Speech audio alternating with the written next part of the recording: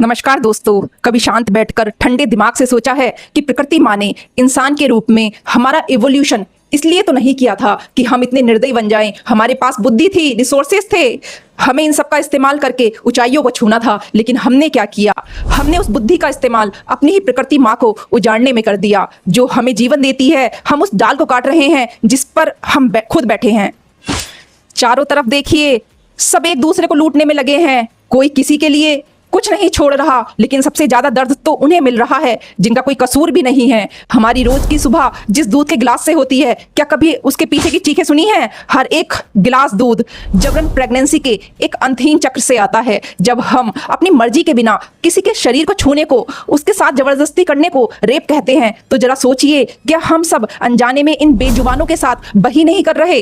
क्या हम इस सिस्टम का हिस्सा बनकर उनके रेपिस्ट नहीं बन चुके हैं? एक माँ जो बोल नहीं सकती, उसे बार बार मशीनों से प्रेग्नेंट किया जाता है, और जैसे ही उसका बच्चा पैदा होता है उसे तड़पने के लिए दूर फेंक दिया जाता है ताकि उसका दूध हम पी सके। यह लूट नहीं तो और क्या है? और सिर्फ यही नहीं, हमारी थाली में सजे उस अंडे का सच इससे भी ज्यादा खौफनाक है। हर साल करोड़ों मासूम नवजात नर चूजों को सिर्फ इसलिए पैदा होते ही मार दिया जाता है क्योंकि वे अंडे नहीं दे सकते और मीट के लिए उनका कोई कमर्शियल फायदा नहीं है। उन्हें जिंदा ग्राइंडर मशीनों में पीस दिया जाता है या दम घुटने के लिए प्लास्टिक की बोरियों में फेंक दिया जाता है। सोचिए, उस नन्ही सी जान का कसूर क्या था? सिर्फ यह है कि वह एक नर के रूप में पैदा हुआ। हम इतने क्रूर कैसे हो गए? मुनाफे के लिए किसी की जिंदगी की कोई कीमत ही नहीं बची।